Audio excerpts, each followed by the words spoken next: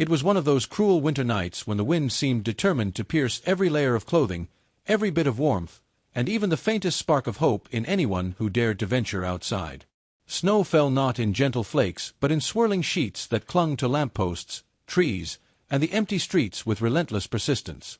The city's lights flickered in the icy haze, casting long, distorted shadows across the deserted sidewalks, and the few people who hurried along seemed to melt into the darkness, heads down, shoulders hunched, as if bracing against not just the cold but some invisible weight pressing down on the world. Among these hurried, distracted figures, 9-year-old Clara Reed was a sudden spark of attention, her wide eyes scanning the street with a mixture of fear and curiosity that only children can possess. Her small mittened hand tugged insistently at her father's sleeve, the urgency in her grip impossible to ignore. Marcus Reed, a man whose life had been dominated by schedules, board meetings, and the single-minded pursuit of professional success, glanced down at his daughter with a mixture of irritation and reluctant concern. He was a single parent, hardened by the unexpected death of his wife Elaine 3 years prior, a man who had convinced himself that grief was a luxury he could not afford, and that compassion, at least in the reckless, spontaneous form that his daughter now exhibited, was a risk he could not take. Yet Clara's eyes, wide and filled with that unguarded honesty that only a child's heart could produce, pierced through Marcus's carefully maintained armor. And then he saw her, the young woman huddled against the wall of a shuttered cafe, her body curled in on itself like a protective shell. She wore torn clothing that clung damply to her thin frame, and snow had gathered in her dark hair, dusting it like powdered salt, while her lips were tinged with a frightening shade of blue that announced the body's urgent plea for warmth. Her presence in the street was ghost-like, almost surreal, and yet utterly real. Clara's small voice broke through the gusting wind. "Dad, she's freezing. We have to help her." Marcus's chest tightened as he took a hesitant step forward. A man of routine, of structure, of constant calculated decisions, had no plan for this sudden intrusion of raw, human need, and yet the pull of his daughter's compassion was undeniable. He called out gently, uncertain yet compelled, "Excuse me, are you all right? Can I help you?" The young woman lifted her face slowly, revealing eyes that were wide, hollowed by exhaustion, and glimmering with a fragile fear.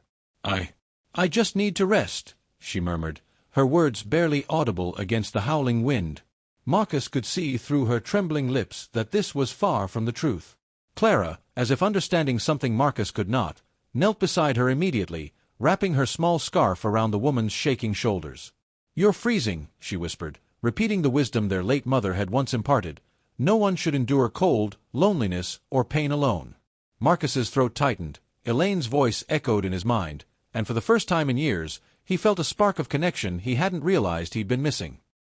The woman, trembling violently, finally allowed Marcus and Clara to guide her toward warmth, her legs weak and uncertain beneath her. Her movements were tentative, as though each step carried the burden of past failures, lost opportunities, and a pervasive fear of trusting anyone again. Marcus could feel the weight of her hesitation, the invisible walls she had built around herself through months of hardship and relentless adversity. She swayed slightly as he helped her to her feet, gripping the thin scarf Clara had placed around her shoulders like a lifeline. "What's your name?" Clara asked softly, her voice steady but filled with gentle insistence. "Ashlyn," she whispered, barely audible, almost afraid her name might vanish if spoken aloud. They crossed the street, the snow crunching underfoot and the wind pressing against them like a living entity that sought to undo every small act of kindness. They arrived at a small 24-hour diner a block away, its lights bright and artificial against the darkened city streets, casting long shadows that seemed to stretch and bend, creating an almost unreal atmosphere. The waitress looked at Ashlyn with suspicion, a common reaction to someone so visibly displaced in a place of warmth and routine, but Marcus's silent, commanding gaze froze any judgment before it could form. He ordered soup for Ashlyn, hot chocolate for Clara, and coffee for himself. At first, Ashlyn barely touched her food, her eyes darting toward the door as if expecting the night, or some unseen threat, to pull her back into the harsh streets at any moment.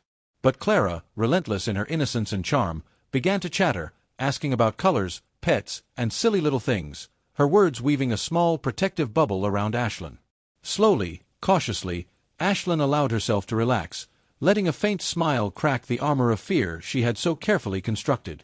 The truth trickled out in fragmented sentences. She had come to the city with dreams of building a career, only to watch each opportunity slip away. Jobs lost, apartments lost, savings evaporated, and the harsh, unfeeling city had swallowed her whole.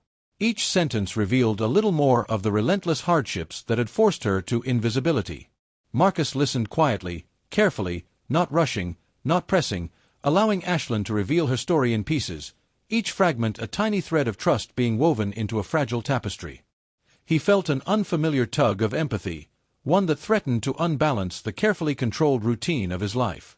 And yet, watching Clara place her tiny hand over Ashlyn's, offering comfort and reassurance, Marcus understood something he had long denied himself. They were being drawn into a story far bigger than themselves, a story that could alter the course of all their lives. When they returned to Marcus's apartment, Ashlyn hesitated at the threshold, the weight of fear still pressing against her like a physical force. Marcus noticed the subtle tremor in her hands and the way her gaze darted around the room, taking in the warmth, the books, the soft light, the life she hadn't had for so long. Clara, undeterred by the awkward tension, led Ashlyn into the small kitchen, chattering about school, art, and the most mundane joys of childhood, as if she could erase Ashlyn's years of suffering with the sheer force of her innocence.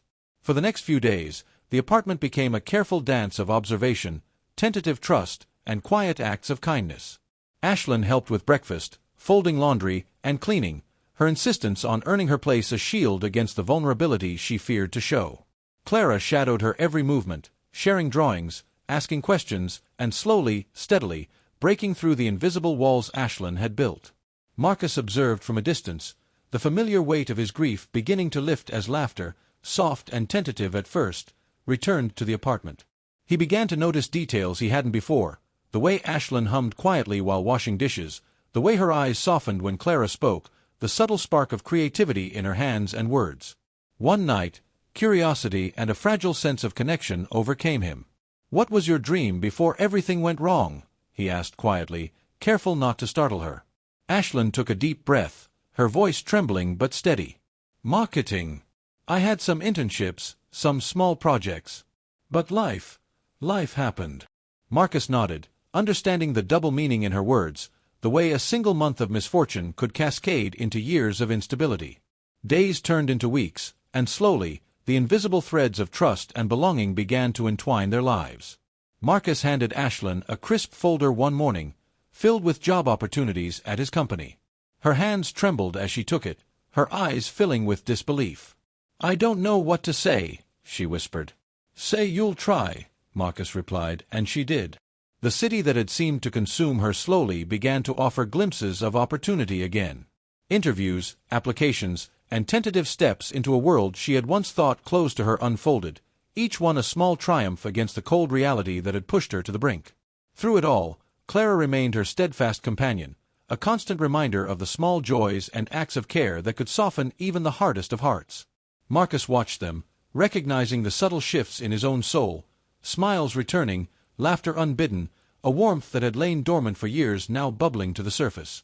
Months passed, and Ashlyn's life gradually transformed from one of fear and survival into a rhythm of purpose, creativity, and gentle domesticity.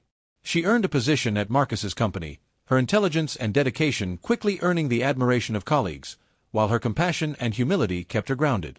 She became a mentor to younger employees, a source of quiet strength in a competitive environment, and yet, at home, she remained tender and playful, a beacon of warmth in Clara's world. Marcus's apartment, once heavy with grief and absence, was now alive with the sound of laughter, the chatter of shared meals, and the subtle, comforting hum of a life being rebuilt. One evening, Clara, now 12, looked at her father with an insight that only children seemed to possess. "You like her, don't you?" she teased, eyes sparkling with mischief and wisdom. Marcus froze, caught off guard, his chest tightening with a mixture of fear, longing, and something deeper, something he hadn't allowed himself to feel in years. "It's okay, Dad," Clara whispered. "Mom would want you to be happy." The weight of her words pressed against him, but this time, instead of closing off, he felt a strange, exhilarating freedom. Ashlyn had become a part of their lives, not as a guest, but as family. The city outside still howled with snow and wind, still threatened with cold and indifference, but inside, their home had become a sanctuary built from the smallest acts of care, trust, and courage. The moment of noticing, of acting without calculation or hesitation, had set a ripple into motion, slowly healing wounds Marcus had believed permanent. Ashlyn's laughter, once so hesitant and cautious, now filled the rooms, mingling with Clara's, creating a symphony of joy that softened Marcus's heart in ways he hadn't imagined possible.